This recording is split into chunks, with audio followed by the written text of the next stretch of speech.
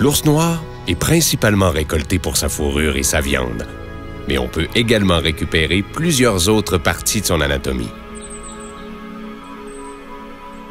On va mettre le coupon sur la bête parce que c'est vraiment la première chose à faire avant de manipuler la bête. Plusieurs précautions sont à prendre pour éviscérer un ours noir. Vous aurez besoin d'un couteau et d'un éviscérateur bien affûté, de gants de protection, d'attaches de nylon et de bidons d'eau congelés pour faire refroidir l'animal le plus rapidement possible.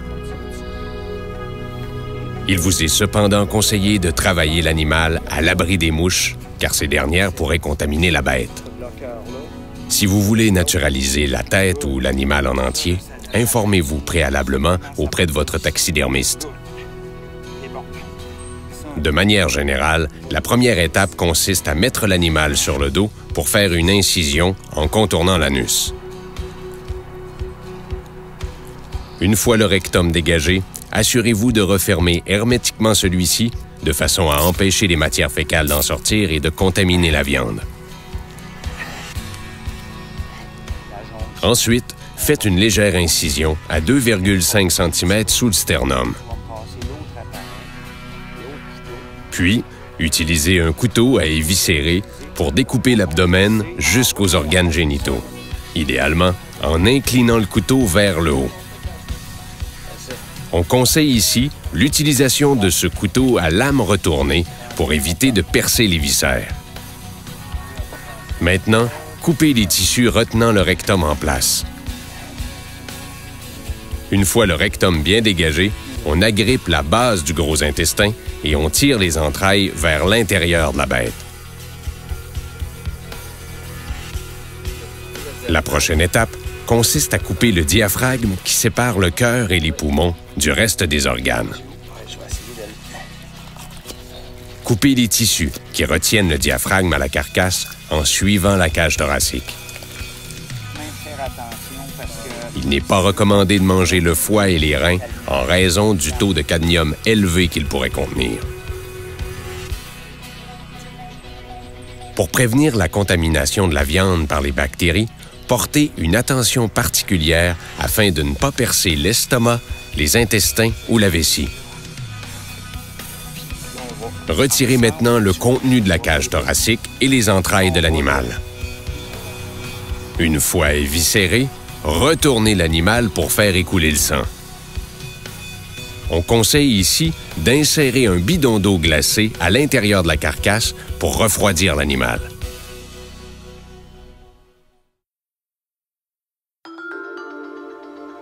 Pour dépioter un ours, vous aurez besoin d'un affûteur, de couteaux à lame arrondie, d'un couteau de boucher à lame droite, d'un éviscérateur, de gants de protection et d'attaches de nylon. Il est important d'enlever rapidement la peau de l'animal pour la faire refroidir.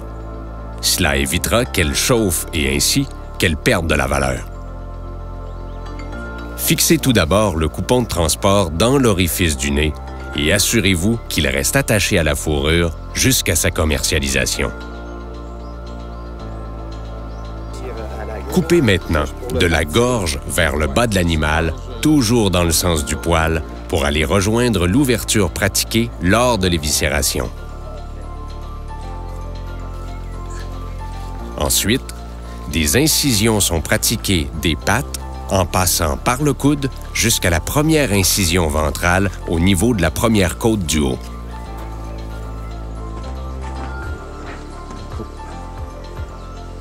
Pour les pattes arrière, l'incision doit partir du talon, passer par l'arrière des genoux et rejoindre l'anus. La coupe doit se situer dans la ligne naturelle de changement de poil, entre le ventre et le dos. Une fois les incisions pratiquées, la peau de l'ours sera dégagée à l'aide d'un couteau à lame arrondie en débutant par les pattes. Celles-ci seront dépiotées jusqu'au poignet, puis coupées dans l'articulation.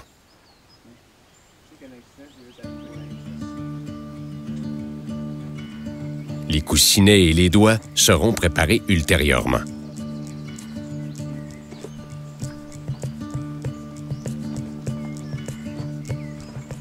on complète le dépiotage en dégageant la tête.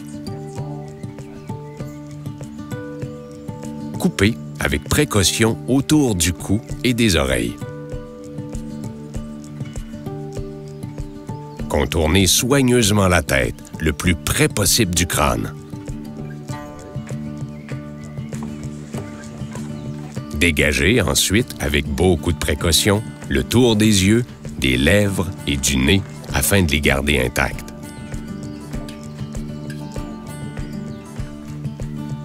Lorsque vous détachez la lèvre inférieure de la mâchoire, préservez-la au complet en prenant garde de ne pas couper la peau. Lorsque la peau est complètement retirée, on la suspend à l'ombre.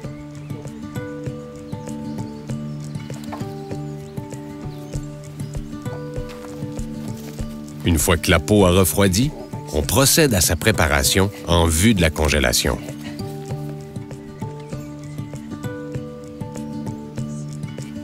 On replie les côtés et les pattes vers l'intérieur, puis on enroule la peau en débutant par le derrière.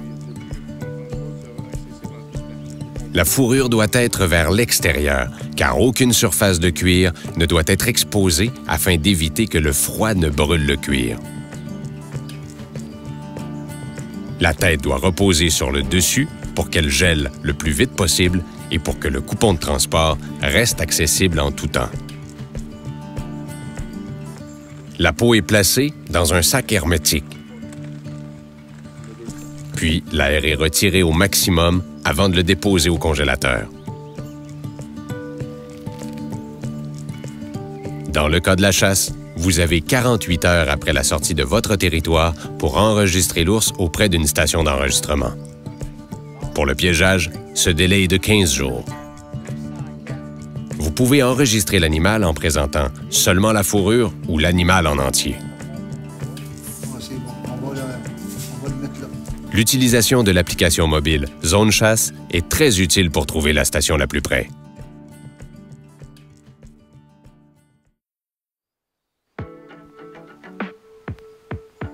Pour récupérer la viande, vous aurez besoin de pellicules plastiques, de papier de congélation, d'un couteau bien affûté et de gants de protection. On conseille ici de découper l'ours en pièces de façon à conserver la viande plus facilement au froid dans une glacière. L'ours débité sauvera également beaucoup de place lors du transport. La première étape consiste à enlever les fesses.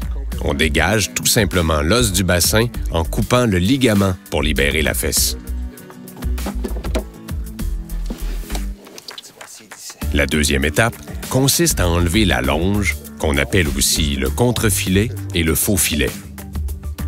On coupe simplement, ici, au bout de l'os du bassin, jusqu'à la base de la colonne, puis on suit les vertèbres. On coupe ensuite tranquillement, avec la pointe du couteau, le long des côtes pour aller chercher la longe entière.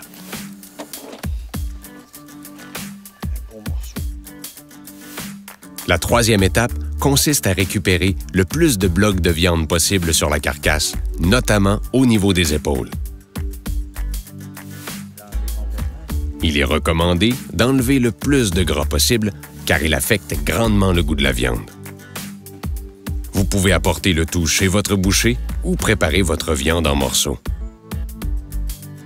Emballez les pièces de viande dans une pellicule plastique, suivie par du papier de congélation et d'une nouvelle couche de pellicule plastique.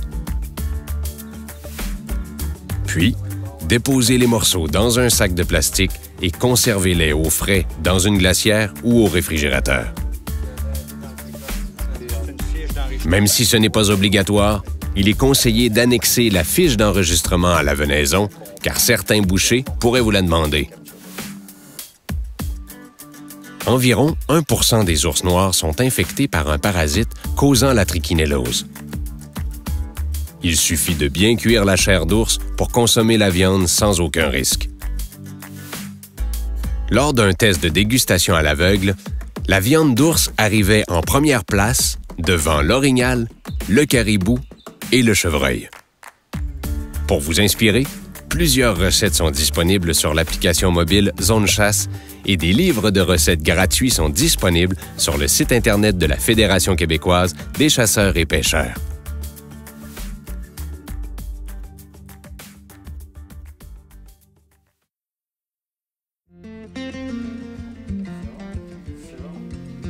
Lorsque vous êtes prêt à écharner la peau, sortez-la du congélateur pour qu'elle dégèle complètement.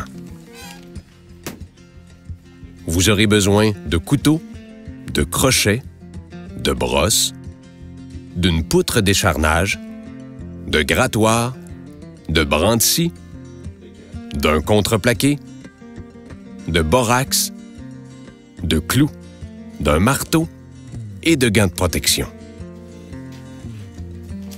Mais avant de procéder à l'écharnage comme tel, vous devez finaliser la préparation des pâtes. Il existe 2 méthodes pour préserver les coussinets.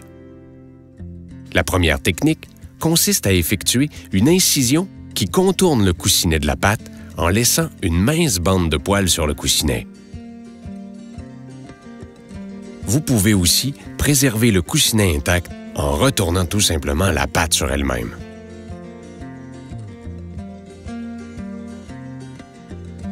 Désarticulez maintenant chaque doigt à la dernière jointure afin de laisser les griffes sur la peau.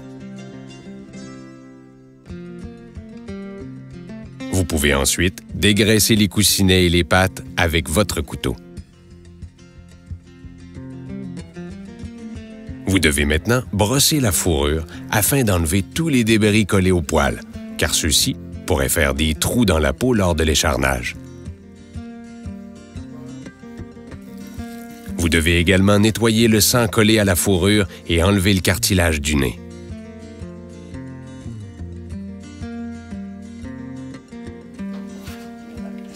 Il est conseillé d'utiliser une poutre d'écharnage pour dégraisser la peau. Il est important ici de dédoubler les oreilles afin qu'elles sèchent complètement et qu'elles ne chauffent pas, ce qui ferait tomber le poil lors du tannage. Je pousse moi avec mon doigt en dessous. Pour ce faire, dégagez le cartilage du cuir de l'oreille avec un couteau pointu en la retournant sur elle-même. Vous devez aussi dédoubler les lèvres pour vous assurer d'un séchage adéquat.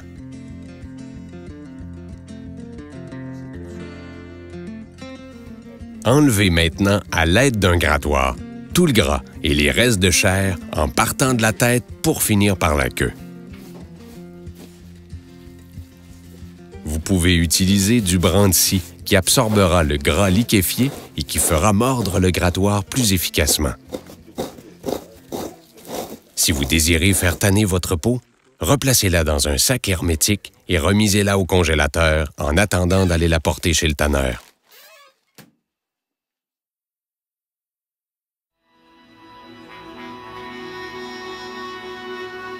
Si vous choisissez de commercialiser la peau séchée, la prochaine étape est le moulage.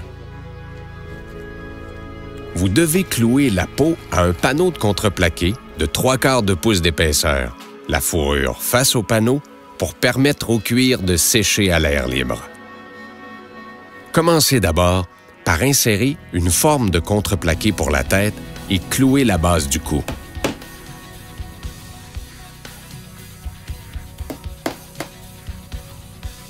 Clouez maintenant la queue en vous assurant de ne pas trop étirer la peau, car la fourrure sera moins dense et pourrait diminuer de valeur. Vous devez garder la forme naturelle de l'animal.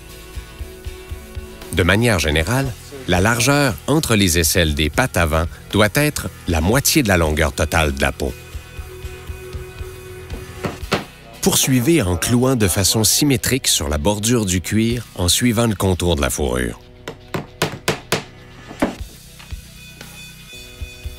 Pour les lèvres et l'intérieur des pattes, ajoutez du borax.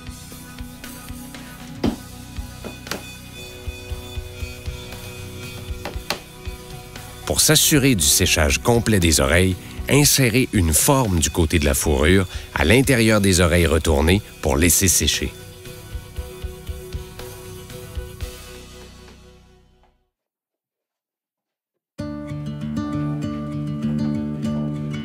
Afin d'assurer un séchage graduel et uniforme de la peau, il faut la placer dans un endroit frais et bien aéré.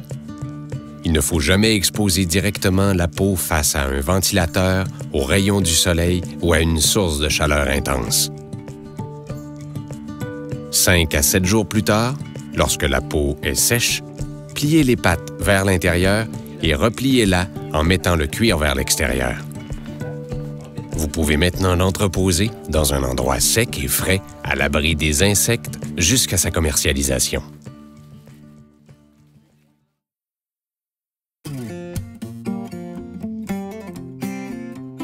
Lorsque la peau de l'ours ne peut pas être commercialisée en raison de sa mauvaise qualité, vous pouvez récupérer les griffes qui ont une valeur marchande, entre autres pour la fabrication de bijoux. Il ne faut surtout pas les faire bouillir, car elles perdraient leur valeur. Vous devez récupérer les griffes en conservant l'os de la première jointure à l'intérieur de l'ongle et les laisser sécher dans un endroit aéré.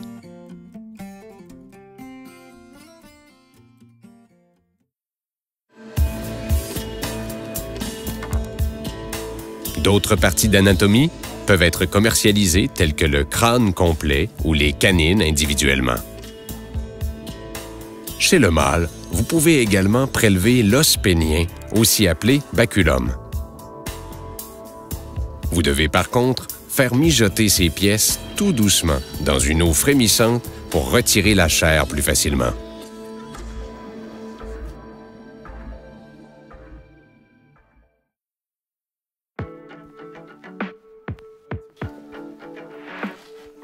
La graisse de l'ours est un excellent imperméabilisant.